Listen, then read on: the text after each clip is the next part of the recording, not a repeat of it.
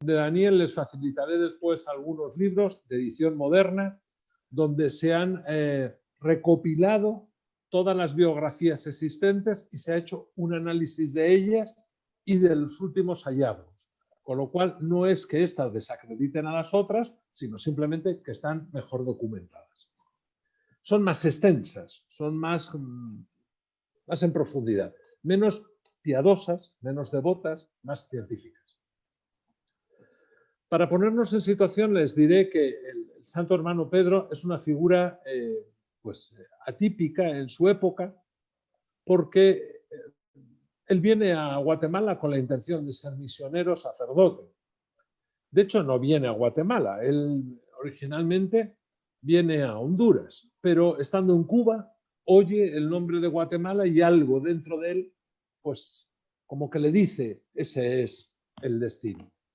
A mí ese momento, porque en mi vida ha pasado varias veces también eso parecido, siempre me recuerda el sueño de San José.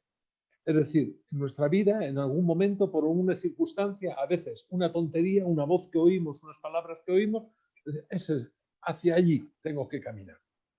El hermano Pedro llega a Guatemala y encuentra la ciudad, en Santiago de los Caballeros, en una situación dramática.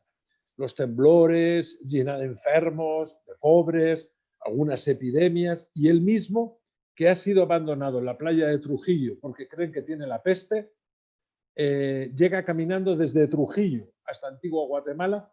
¿Cómo realizó ese camino en 2 o 3 meses, 1.700 kilómetros, sin una moneda en el bolsillo y solo con la ropa puesta? Yo creo que es el primer milagro del hermano Pedro.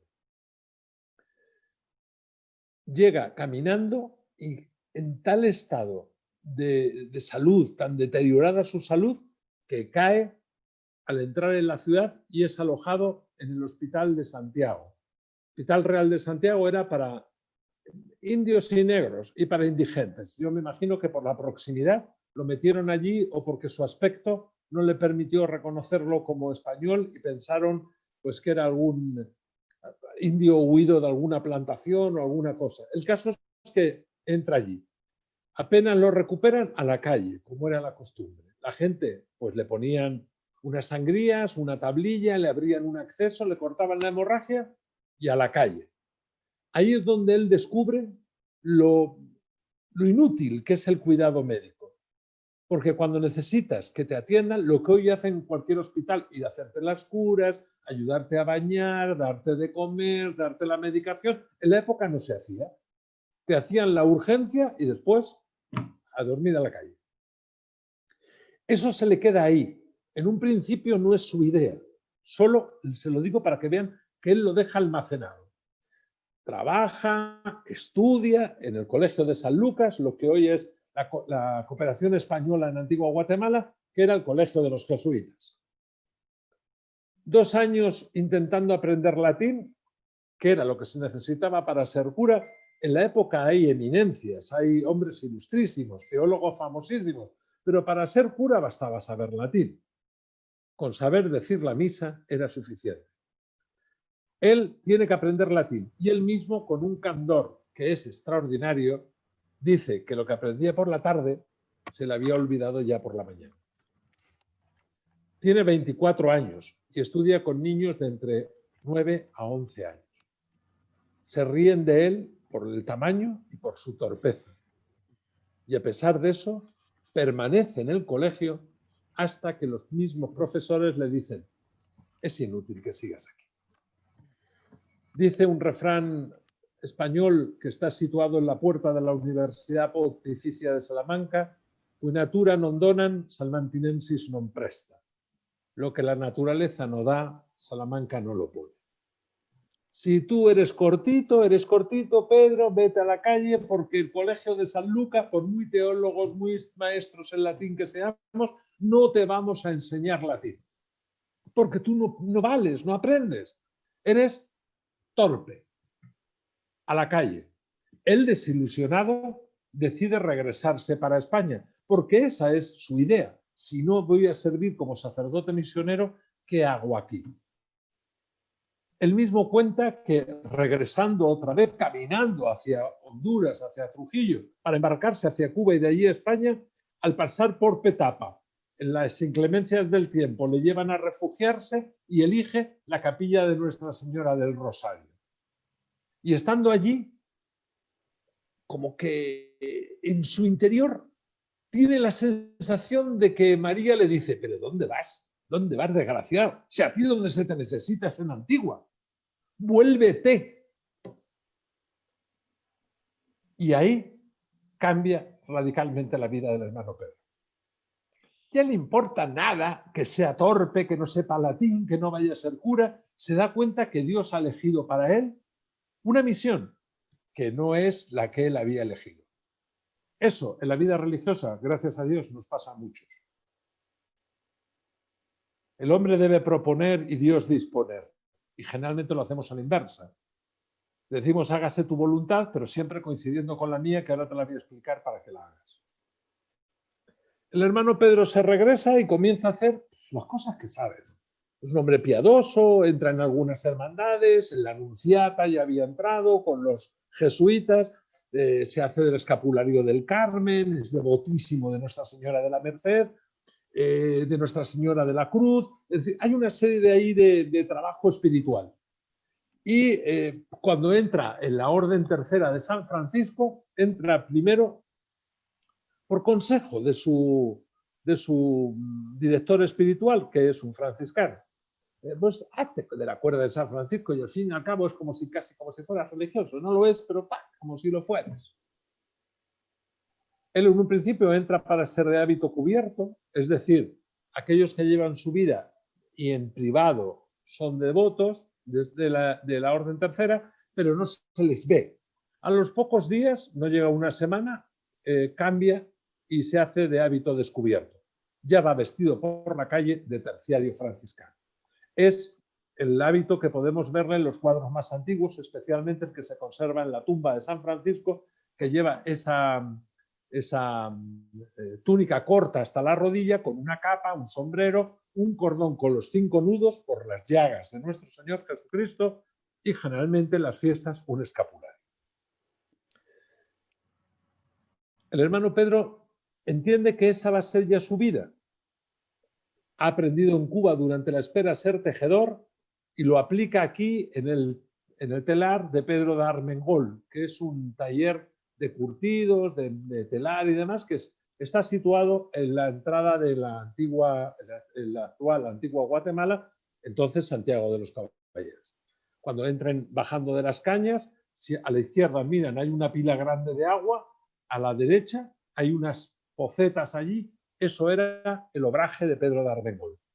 Allí ayuda, hace amistad con uno de sus hijos, ayuda a los esclavos y a los condenados a trabajos forzados que trabajan allí donde Pedro. Les da catequesis, les enseña a leer y a escribir. Todo eso, en cierta forma, con la colaboración de Pedro de Armengol. No se nos puede olvidar. Porque en la época esa gente no pintaba nada. Los pobres tampoco. Los esclavos y los presos menos todavía. Y Pedro de Armengol le autoriza a hacer todo eso. Claro, el problema es que se retrasaban en sus trabajos. Al hermano Pedro se le ocurre que él, que es tejedor, va a ayudar a que terminen sus trabajos. Entonces, aceleraban el proceso y aprovechaba a darles catequesis. Eso va fraguando en él una espiritualidad. Y es el primer punto que me gustaría detenerme. La espiritualidad de Pedro, del santo hermano Pedro, no es ir a la busca de revelaciones divinas como si Dios bajara, que es lo que esperamos todos, y eso ya les aseguro que no va a suceder. Baje así como Dios en persona, con coro de ángeles, trompeta, orquesta, bombas, platillos. No. Dios va poniendo delante de él las circunstancias por las que le va hablando Dios. Mira, esos pobres desgraciados no saben leer, no saben de Dios y trabajan hasta reventarse. Y Pedro lo entiende. Pues Señor, a ayudarle voy. Poco después es nombrado guardián del Calvario, lo que hoy llamaríamos sacristán. El Calvario de la Antigua hoy todavía pertenece a la Orden Tercera franciscana y le nombran sacristán. Él llega allí y aquello que además está fuera de la ciudad, Aquello es un desastre. Él empieza a cultivar un pequeño huerto para proveer de flores a los altares, limpia, arregla, pide limosnas, cosas de esas, y observa que hay allí unos patojillos de los que nadie se ocupa, como pollitos soltados en una plantación de bananos, y haciendo su vida. Y se le ocurre empezarles a enseñar a leer y a escribir. Pero él, que sabe lo que le costó estudiar en el Colegio de San Lucas, decide no hacerlo a la fuerza, así en plan serio, sino cantando, jugando. Y ahí comienza la primera innovación del hermano Pedro. Casi 350 años antes de que llegáramos a la conclusión de que la letra no entra con sangre, salvo que sea con la del profesor, que se tiene que esforzar, 350 años antes de abolir lo de la sangre, la letra con sangre entra, el hermano Pedro prefiere meter las letras con canciones y juegos. Los catequiza y les enseña a leer y a escribir. Piadoso sí, pero práctico también. Creyentes pero ignorantes, no. Las dos cosas a la vez. Y va buscando alguna familia que le dé el hábito que habían escogido para identificarse a Fray Payo Díaz de Rivera. Este a su vez les dice, hombre, yo les aconsejo que un poco más largo, las mangas más así. El propio obispo, con una visión de futuro, se da cuenta que en lugar de ser seglares terciarios, tienen que tender a ser una orden religiosa. Y el hábito, que en un principio es prácticamente una copia de los terciarios franciscanos, el hermano Pedro sale con Fray Rodrigo corriendo al monte a intentar encontrar algo que se le parezca a su idea.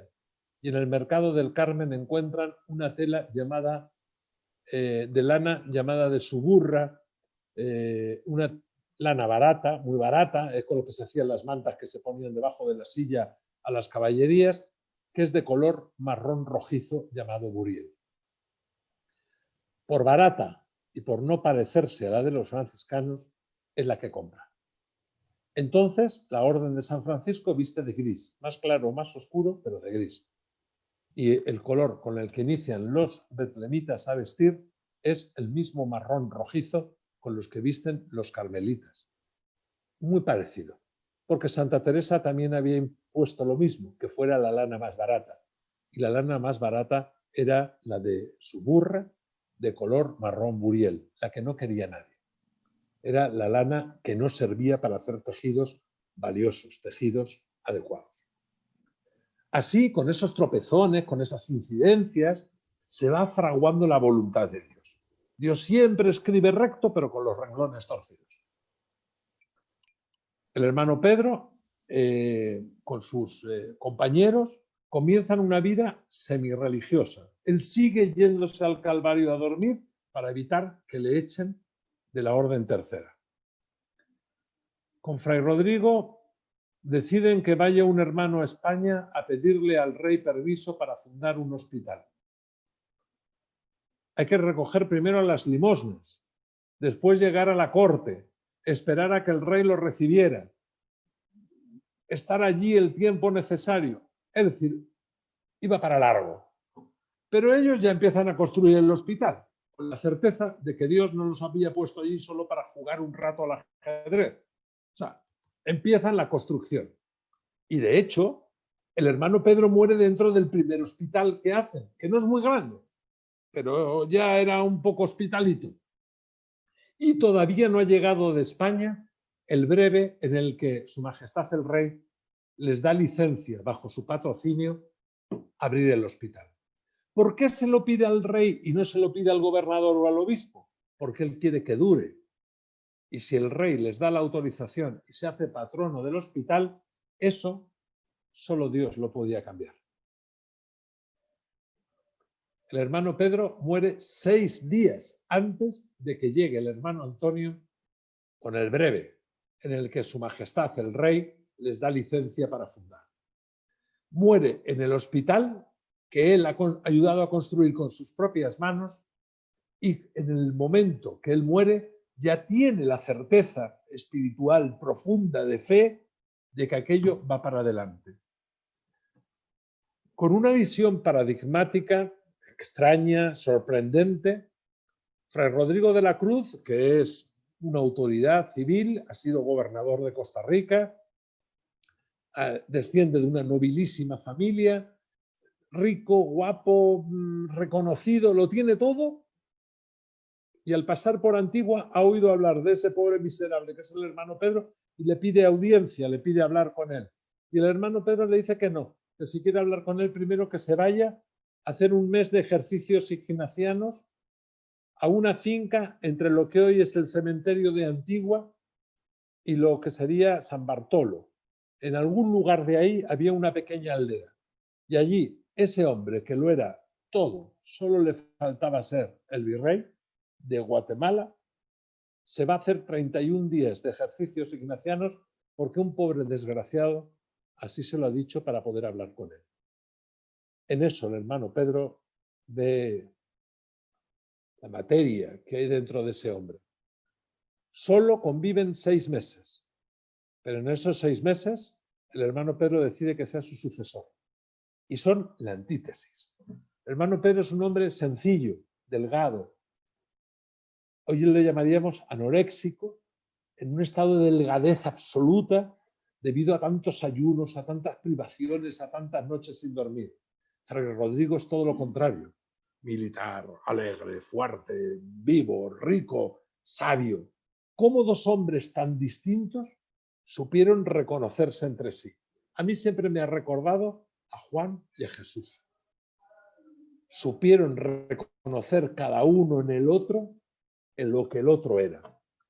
El hermano Pedro nombra a Fray Rodrigo de la Cruz su sucesor.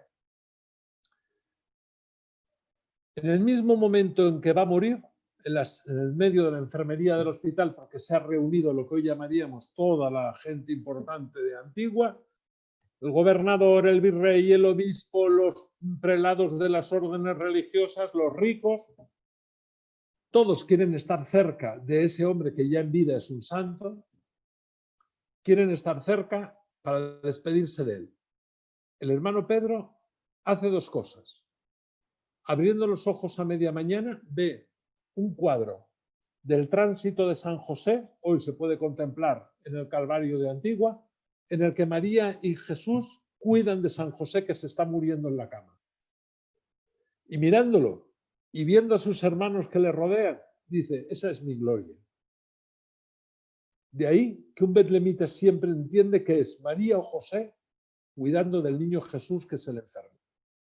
Esa es nuestra gloria. Y no encargarle a otros que lo hagan, sino hacerlo nosotros hasta donde podemos y lo que no podemos hacer, que nos ayuden otros. Pero lo importante, la orden betlemita entiende como lo importante es lavar, trapear, cocinar, limpiar el suelo. Lo otro, dirigir, construir, eso lo puede hacer cualquiera. María y José hacen la comida, lavan al niño, le lavan la ropa, trapean el suelo y van a buscar las limosnas. Esa es nuestra gloria. Lo otro lo puede hacer cualquiera. Unos momentos antes de morir, vuelve a recobrar la luz, se ha confesado, ha estado 2 días, de hecho, hablando con sus confesores, y ve que en la mesita de noche, en el taburete que hay junto a la cama, hay una lámina en la que está el misterio de la Natividad. Se la da a Fray Rodrigo y le dice que todos los hermanos lleven siempre el misterio de Belén en el corazón. De ahí la costumbre que hemos mantenido durante 350 años de llevar el misterio de Belén. Antiguamente era una placa de cobre o de cuero pintada al óleo, cada hermano con su representación del misterio de Belén. Hoy la llevamos todos iguales, pero seguimos llevando sobre el corazón el misterio de Belén. No dice el hermano Pedro que nos la pongamos sobre el corazón, sino en el corazón. Belén está dentro, no está fuera. Nosotros somos el pesebre. Y esto es muy importante en la espiritualidad belenita. Yo no sé si habrán tenido ustedes ocasión de visitar una cuadra, un gallinero, una porqueriza, un establo. Pero hombre, como que limpio, limpio no es. Malos olores, olor a pipí, a popó, pulgas, moscas, mosquitos, los bichos. A pesar de eso, ayer hemos celebrado que quien lo es todo, habiendo tantos hospitales de lujo, tantos palacios en Belén, fue a nacer en lo más sucio de la ciudad de Belén, pero no porque lo echaran, no se les olvide. Aunque en las posadas decimos eso de que los echamos y tal, no es cierto. El texto dice que no había un lugar adecuado. El hermano Pedro entendió que nosotros somos ese lugar adecuado para que nazca el niño Jesús, a pesar de que los demás pueden ver nuestra vulgaridad, nuestra sencillez, nuestras inmundicias, nuestra vida de pecado o de errores o como ustedes la quieran llamar. Pero él entiende eso y lo entiende a la luz de la contemplación que ha hecho durante toda su vida de Belén y el Calvario. Claro que la vida de este fraile que les habla no es ejemplar. Yo leo la vida de los santos, yo soy primo del demonio unos ratos, de Herodes otro y de Judas. Ahí ando entre los tres, a ver a quién más me parezco. Pero por alguna razón inexplicable, ese es el lugar que Dios elige para nacer. No la vida de los correctos, de los perfectos, de los santos, de los puros, de esos que solo les falta flotar en el aire. A esos no eran el lugar adecuado. Y eso es lo que entiende el hermano Pedro. El hospital es para los pobres más pobres y dentro de los más pobres los más necesitados. Ahí se va forjando la idea de Belén. El hermano Pedro muere. 6 días después llega el breve que autoriza la fundación del hospital.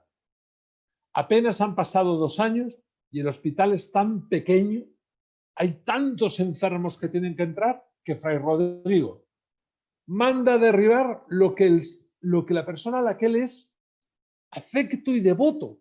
Imagínense que mañana un santo conocido hubiera construido una pared en su casa. Esa pared ni la pintan porque la habían tocado sus manos. Fray Rodrigo derriba el hospital porque hay que hacerlo más grande. Fray Rodrigo entendió que no eran los bloques, los ladrillos y el mortero, el hormigón que había tocado el hermano Pedro lo que hacía el hospital. El hospital era el servicio que se presta. Lo otro era solo piedra y se derribó el hospital. Al año, todavía no sabemos por qué, alguien se enteró en la ciudad de Lima, Perú, al otro lado del mundo en aquel momento. Hoy está lejos, Perú, desde Guatemala. Pero imagínense entonces, sin Facebook, sin WhatsApp, sin televisión, sin casi ni siquiera mapas. Alguien se enteró en Perú de lo que habían hecho los hermanos belemitas en el hospital en Antigua y les pidió que fueran a fundar allí. Allí fue Fray Rodrigo. Fundaron el hospital con 2 frailes, un novicio y un donado. Y se regresó. Fray Rodrigo fue fundando cada año un hospital, hasta fundar 11. México, varios en México, los de Lima, Ecuador, Argentina, Bolivia, Cuba. Centroamérica y Sudamérica llegó a haber 40 hospitales belemitas. Unos simultáneamente, otros se cerraron y se abrieron otros. Otros se quedaron pequeños y hubo que hacer otros más grandes. Y aquí viene otra de las preguntas que todavía hoy nos podríamos hacer. Sin todas esas dificultades del hermano Pedro, eso no hubiera existido. Gracias a que no le dejaron ser franciscano terciario viviendo en comunidad con otros terciarios, pues se fundó una orden. Gracias a que no le dejaron cuidar a una vieja en el Calvario, se abrieron más de 40 hospitales. Gracias a que a veces en la vida nos van poniendo zancadillas, en mi país se dice que el que tropieza y no cae es camino que adelanta. Con cada tropezón, el hermano Pedro abrió un proyecto de futuro. Hoy somos pocos, muy pocos, porque nuestra actividad sigue sin ser la más deseada. Si yo a ustedes les propongo estudiar teología, canto, oratoria, filosofía, dirigir un colegio de lujo, seguramente estarían encantados en ser frailes. Pero si les digo que su gloria va a ser trapear los suelos, lavar ancianos, cortarles las uñas, aguantarles sus pesadeces. Porque hay que entender algo. En el Belén los pastores son preciosos, pero en la realidad eran la gentuza de Israel y apestaban. Pero son a los que Dios elige. Yo les puedo hablar poéticamente de nuestro trabajo, pero miren, el popó huele a mierda, no huele a incienso. Ver a Dios en las nubes de incienso, encerrado entre dos cristales en una custodia, es artículo de fe. Hace falta fe. Pero verlo en un cuerpo envejecido, estropeado, enfermo, con muy mal humor, pesado, gruñón y además meado y cagado, es muy difícil. El betlemita trata de encontrar en esa custodia viva el Dios que está dentro. Eso es lo que entendió el santo hermano Pedro. Que cuando quitamos los adornos se queda la esencia. Cuando quitamos lo deteriorado se queda el Dios que nos habita. Por eso les decía que hay que llevar Belén en el corazón, no en una lámina o sobre una mesa. Posiblemente solo seamos ya testimoniales, es decir, para poder seguir manteniendo la ilusión de que de verdad Dios nace en un pesebre. Pero está bien. Ese es el papel que nos toca. Tampoco Jesús tuvo mucho éxito. Recuerden que todos los que le seguían era porque les daba de comer. En la cruz casi ninguno y en la tumba ninguno. Nosotros no vamos a ser mucho más que Él. Nos conformamos con ser lo que somos. Hasta hoy ha seguido extendiéndose ese espíritu a través de nuestros terciarios, a través de nosotros, a través de las hermanas betlemitas, y todos hemos tratado de mantener ese espíritu, que no es único en la Iglesia, pero es excepcional. Porque muy pocas veces a lo largo de la historia se ha suscitado en gente tan sencilla una obra tan grande. Ha habido reinas y reyes que han fundado órdenes religiosas y hospitales. Un hospital, un simple pastor de ovejas, fundó una orden religiosa y 40 hospitales, más de 40 hospitales, porque muchos eran mixtos, femeninos y masculinos. Eso nos da una dimensión de cómo actúa Dios a través de nosotros cuando nosotros nos dejamos guiar por Dios. Y eso sí que lo supo hacer el hermano Pedro. Ese de hágase, Señor, tu voluntad, se cumple hasta nosotros. Hoy seguimos dedicándonos a lo mismo, a tratar de ver a Dios en los demás, en los pobres más pobres y dentro de los más pobres, en los más necesitados. Hemos conservado 3 costumbres que nos legó el hermano Pedro y que son para nosotros muy importantes. Practicamos la mendicidad, es decir, salimos a la calle a pedir limosna. Aunque estuviera llena la despensa, salimos a la calle a pedir limosna, porque la nuestra puede que esté llena, pero hay gente que no come. Somos arcaduces, es decir, custodios de la riqueza de Dios. En nuestras casas vivimos, fíjense, esta parte de la espiritualidad. Vivimos gracias a los pobres que están en nuestras casas, porque lo que a ellos les sobra es lo que nosotros comemos. Las limosnas son de los pobres. La casa es de los pobres. Así lo establece el hermano Pedro y lo establece Fray Luis de la Cruz, que es el que nos restaura después de la abolición de las órdenes religiosas en América. Nosotros vivimos en un hogar que es propiedad de los pobres.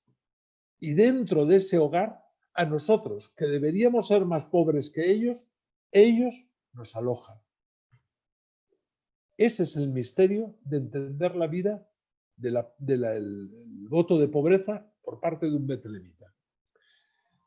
El otro es el voto de la obediencia o la escucha atenta a Dios. Que Dios me habla en la boca de un estúpido, de un tonto, de un anciano, de un demente, incluso de quien oficialmente es un hereje, un réprobo o un ateo. Porque Dios habla como quiere y cuando quiere. Recuerden la parábola de los sembradores, de los viñadores, que a los de primera hora y a los últimos les pagó lo primero y cuando le reclamaron dijo, oye, que la viña es mía. Yo hago lo que me da la gana. Entiéndanlo así. O sea, nadie le tenemos que decir a Dios cómo nos tiene que hablar. Él nos habla. Procuremos estar atentos nosotros. Y una tercera cosa que es hoy sigue siendo para nosotros pues como muy, muy, muy importante, es recordar que hay pobres incluso llenos de dinero.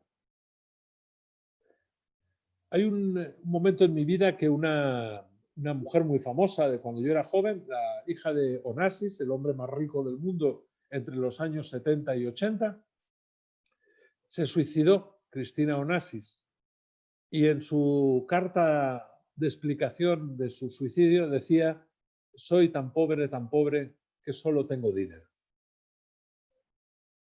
Es decir, hay muchas formas de pobreza. Hay pobreza espiritual, hay pobreza física, hay pobreza económica.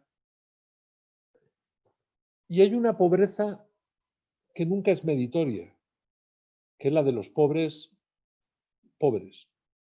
Porque la pobreza es meritoria cuando tú la eliges. Cuando estás obligado a vivir en ella no hay ningún mérito.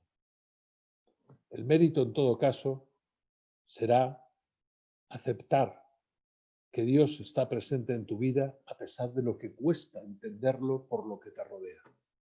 Y esa es la misión del betlemita, también. Al rico, recordarle que solo es administrador del dinero de Dios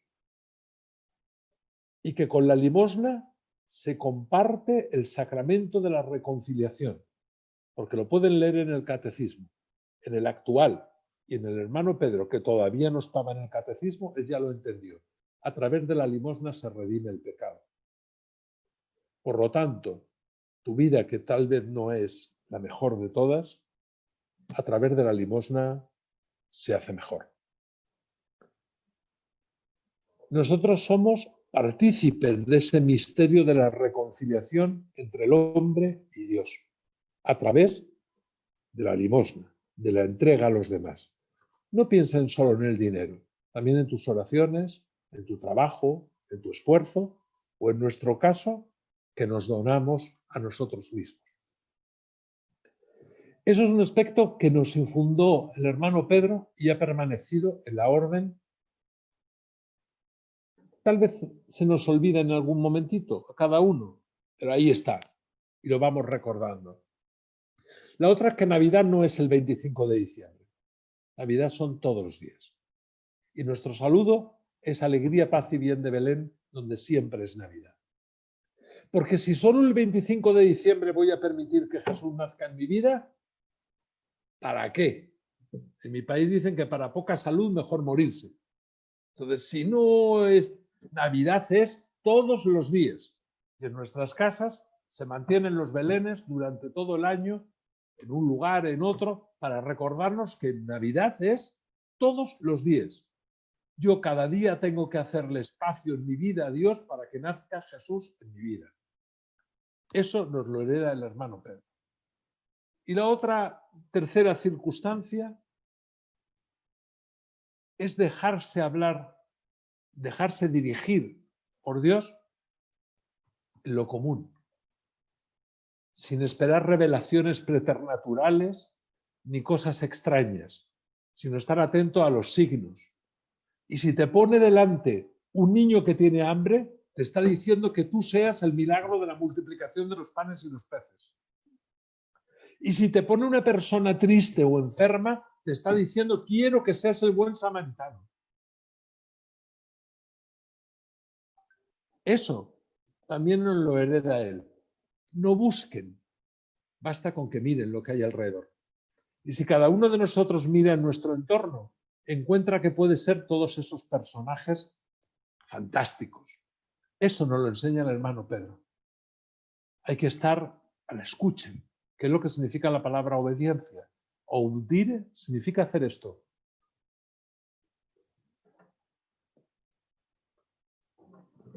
Podría extenderme semanas o meses hablándoles de pequeñas cosas del hermano Pedro.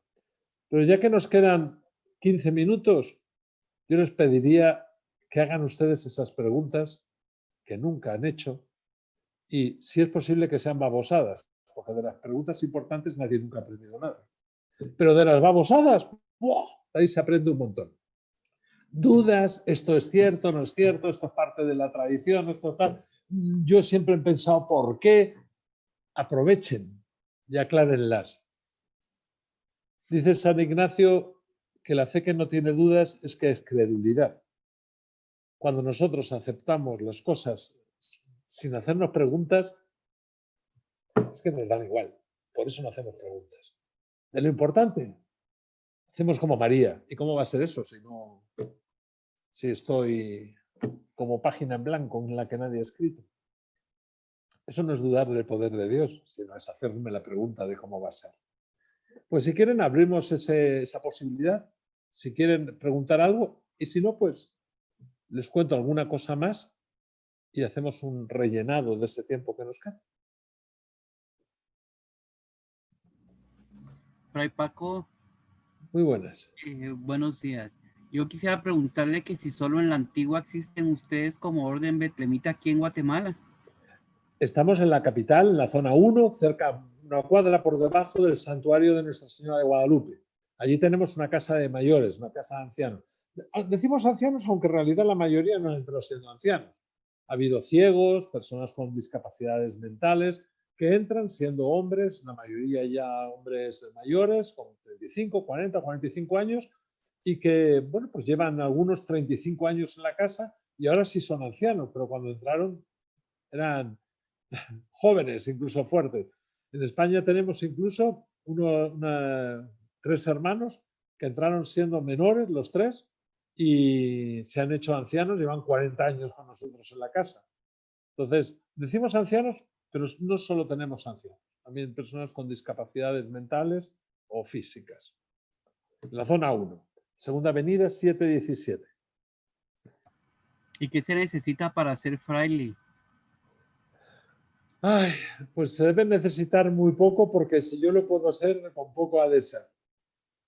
Nosotros, le voy a contar algo, y esto es muy importante. Si no hay impedimento canónico, es decir, si no eres casado o siéndolo, tus hijos ya son mayores y tu esposa te concede la dispensa de los votos, si no tienes familia a tu cargo que te necesite, porque ir a dejar de cuidar a un Dios para cuidar a otro, tontería. Mejor te quedas cuidando el de tu casa y cuando ya no necesites tu cuidado, cuidas al otro. Pues eso, no tener deudas importantes que te impidan desprenderte de lo necesario, estar dispuesto a vivir humildemente, haber recibido los sacramentos del bautismo, de la confirmación y de la comunión, y tener voluntad de serlo, pasar en los procesos y demás. Cuando yo decidí ser betlemita, conocí al hermano Pedro y conocí a los hermanos de mucho tiempo, pero estaba en la inquietud de ser religioso y no me animaba a cuál de los institutos. Todos me parecían que tenían algo como muy interesante y algo así como que me dejaba como en vacío. En la Catedral de La Laguna, en Tenerife, estaba oyendo misa y delante de mí se sentó Fray Horacio, uno de mis hermanos. y se me encendió una luz, como la del hermano Pedro en Petapa, así como... Y le pregunté, ¿yo puedo ser betlemita? Y me dio la respuesta que Dios me mandaba para decirme que sí, que era aquí donde me quería. Me dijo, en Belén cupieron el buey y la mula. En Belén cabemos todos. Ese fue mi sueño de San José o mi Virgen de Petapa. En Belén cupieron el buey y la mula. En Belén cabemos todos. ¿Te he respondido con eso? Si luego yo ya hago lo posible para no estar dentro, ya es asunto mío. Pero nosotros no te vamos a poner impedimentos siempre que no tengas impedimentos canónicos para ser. ¿Pero se estudia? Sí, toda la vida. Tengo 63 años y acabo de pedirle dispensa a mi general para aprender la lengua de signos. Antes de profesar como novicio, tienes que haber terminado el bachillerato. A los jóvenes les pedimos que lo traigan. También entendemos que a veces las circunstancias familiares lo impiden. Si está demostrado que se ha impedido por las circunstancias familiares, durante el tiempo de aspirante y postulante, tienen que terminar el bachillerato. Durante el tiempo de novicio no hay estudios más que los propios de la orden. Pero una vez que profesas, tienes que empezar a hacer tus estudios.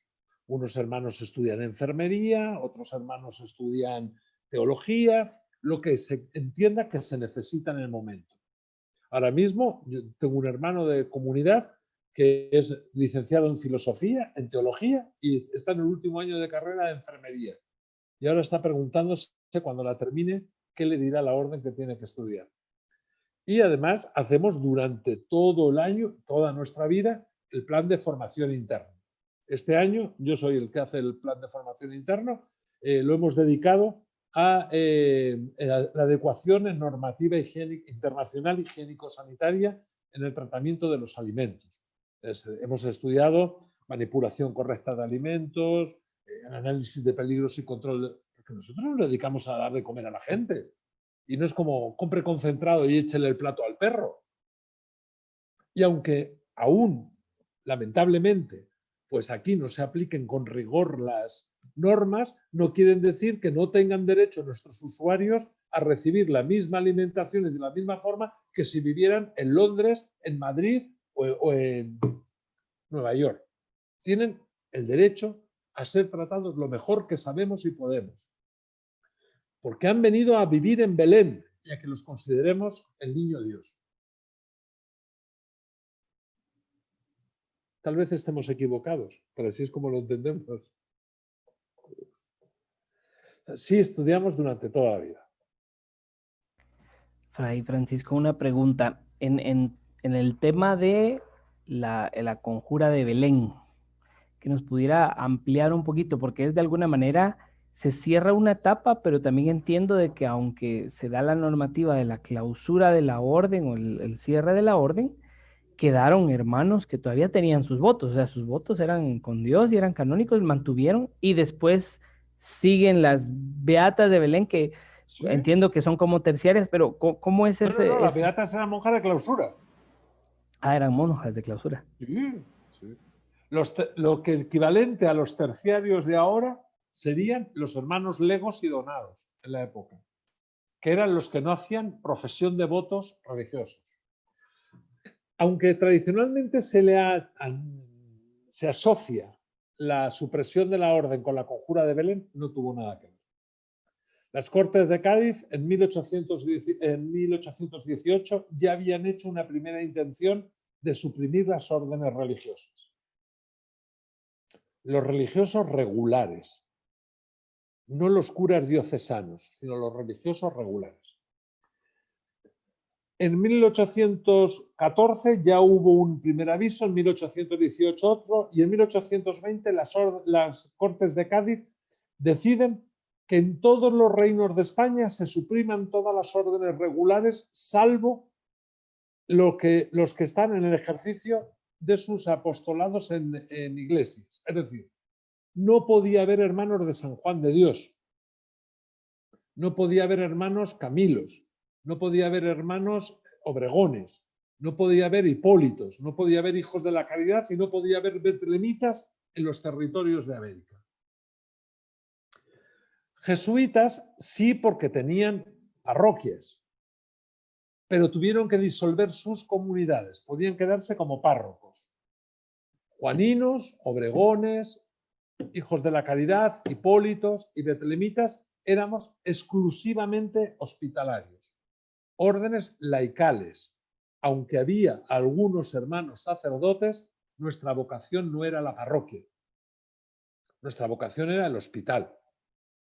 Los poquísimos hermanos que eran sacerdotes, siempre hubo de menos porque debería haber habido uno por hospital, eran para ser los capellanes del hospital y administrar los sacramentos, no para ser párrocos. La orden, si tienen interés, les mando una copia del decreto, se establece que se suprimen las órdenes religiosas y los que ya son profesos seguirán siéndolo, pero no se pueden admitir nuevos novicios ni nuevas profesiones. El que decida exclaustrarse se le da una indemnización, pero pueden seguir viviendo en los conventos, en los hospitales, y de hecho hubo provincias en ciudades en América que se negaron al cumplimiento y les pidieron a los hermanos que continuaran. Y los propios ayuntamientos se negaron a hacer el cumplimiento. 40 años después, todavía había algún hospital abierto atendido por los hermanos. ¿Qué ocurrió? Que como no podían profesar, fueron muriendo. El convento de Belén aquí en Antigua Guatemala y el convento de Belén en la Nueva Guatemala eran el mismo convento pero con dos sedes distintas. Cuando Fray Antonio fue el último belemita en Belén, tiene 85 años y está solo en el edificio. Los hermanos han vendido todo, retablos, cálices, cuadros, todo para poder seguir atendiendo a los enfermos. El hospital está vacío, se han vendido hasta las bancas de la iglesia para poder seguir manteniendo el hospital. El provincial decide que se vaya al convento de Belén, de la capital, y allí continuaron. Cuando el último belemita murió, el convento pasó al Estado. No se les retiraron los hospitales y los conventos, solo que cuando ya no hubo posibilidad de mantenerlos, pasaban al Estado. La conjura de Belén, hay más literatura que otra cosa. Algún betlemita, alguno, dio cabida en reuniones en el hospital. Es posible que se hiciera contra la voluntad del resto de los hermanos. Trampas se han hecho siempre y en todos los sitios. Imagínense que yo ahora, por ejemplo, con un movimiento de la iglesia que está en contra del obispo, decido decir que como que aquí vienen a hacer unas reuniones de por la tarde un grupo de hermanos de una fraternidad y yo encubro su actividad y les doy alojamiento. Mañana dirían, los belemitas de Antigua apoyaron una corriente de la iglesia apóstata. No, Fray Francisco desobedeció a sus superiores, les abrió las puertas y alojó en la hospedería a gente que estaba en contra de la iglesia. Pero fue Fray Francisco, no la orden. Y de hecho, la conjura de Belén no tiene nada que ver con la supresión de los regulares, porque se suprimieron desde Estados Unidos, los 5 estados de Estados Unidos que todavía eran España, hasta Perú.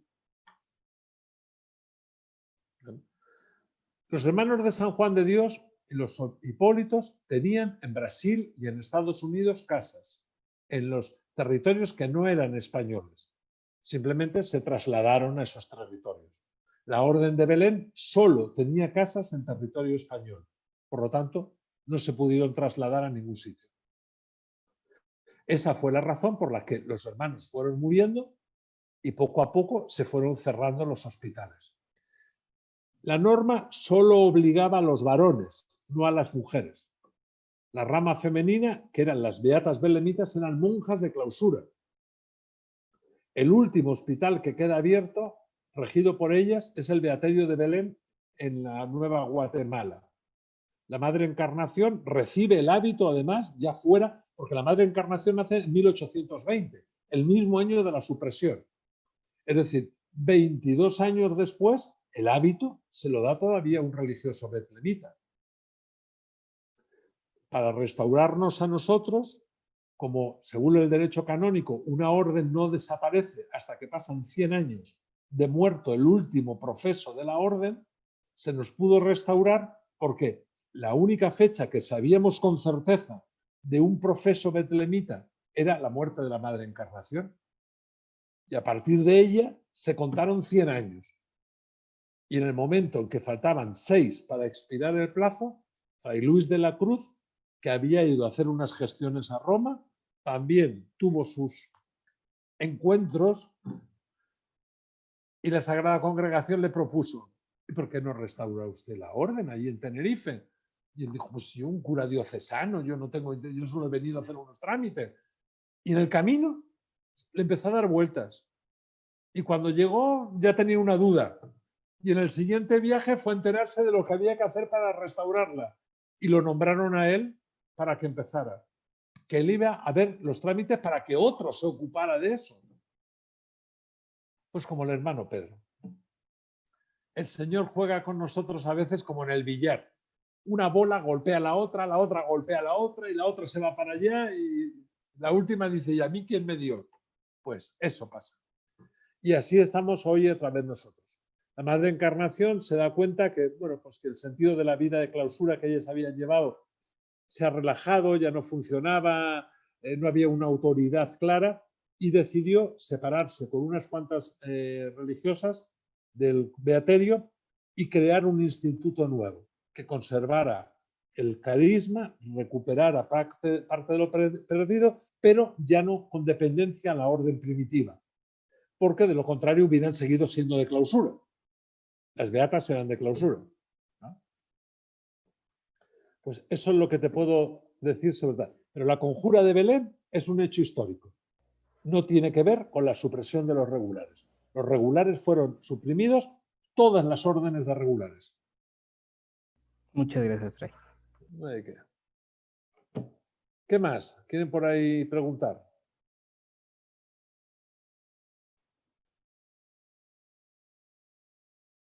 Bueno, pues si no hay más preguntas, a través de Daniel o de como sea, que tiene mi WhatsApp, o por Facebook, si tienen cualquier duda, cualquier consulta, estaré encantado en atenderles. A Daniel le pasaré alguna información y si tienen interés en tener algo más, pues hemos ido recopilando cosas antiguas, pues tenemos los oracionales antiguos de la orden, de hecho, listados incluso de la muerte de frailes y del ingreso en algunos hospitales. Ha costado mucho recuperarlo porque están en colecciones privadas o en bibliotecas, pero bueno, ahora con la digitalización pues hemos conseguido leer cosas que están en Princeton, en la Sorbona, en la Casa de América en España, en Perú, en colecciones privadas, y poco a poco hemos ido recuperando esa historia que en cierta forma se había perdido. Y ahí estamos. Y anímense a alguno de ustedes a ser fraile, que la mies es mucha y los obreros somos pocos. No es obligatorio tener barba. Es que en nuestras constituciones era obligatorio. Los belemitas llevábamos barba, de hecho en algunos países como en Argentina y en Perú nos llamaron los barbones. La barba estaba prohibido cortarla y arreglarla, porque solo los ricos tenían navajas de afeitar o un criado que los afeitara. Los pobres al menos 1 o 2 veces al año se afeitaban. Los belemitas tenían que ser tan pobres que no se podían afeitar nunca. Cuando afeitarse era un signo de lujo, nosotros debíamos llevar barba. Como es la época de las pelucas, las recuerdan con aquellos rizos y todo aquello, la cabeza rapada. La renuncia a la vanidad. Entonces, llevar la cabeza rapada y la barba larga eran la renuncia a la vanidad y el recordar que deberíamos vivir como los pobres más pobres, puesto que vivimos de las obras de los pobres. No es obligatorio, ¿sabes? Por eso voy rapado.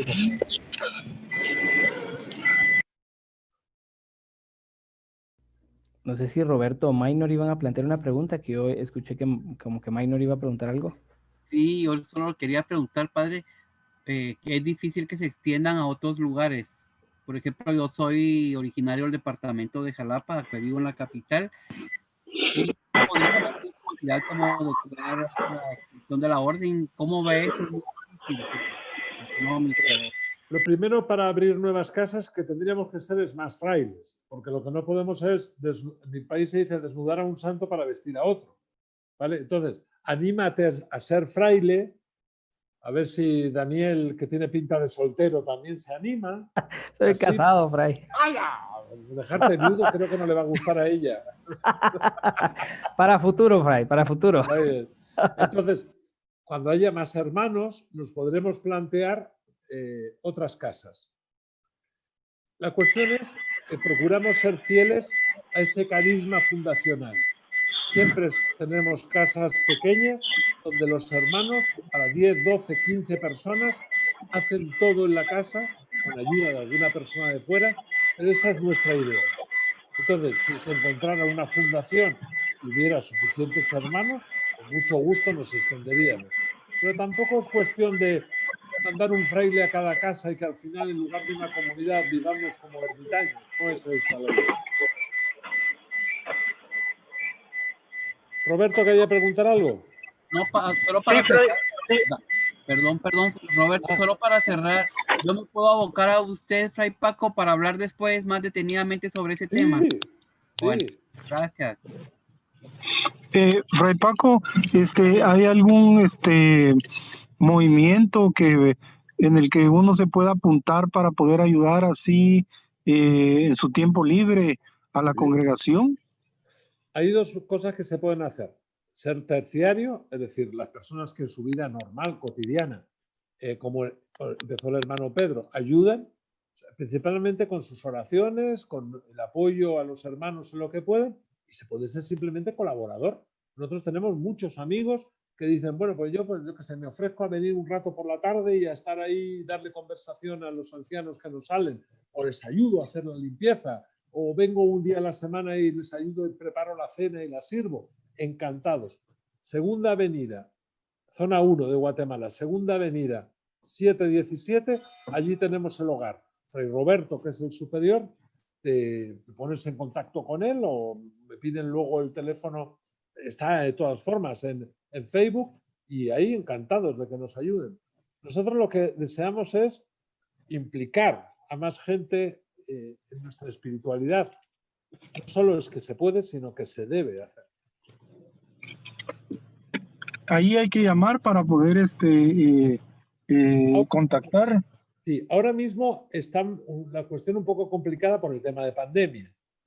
Desde el arzobispado y desde los servicios sanitarios se nos ha pedido que no haya movimiento de gente de la calle entrando en las casas de ancianos, para evitar que, por mucho esfuerzo que nosotros hacemos para evitar el contagio, al final uno de los que nos vienen a ayudar termine siendo el taxi del virus, ¿no? El tuk-tuk que nos trae el virus. Ahora mismo, en ese sentido, no se puede hacer directo.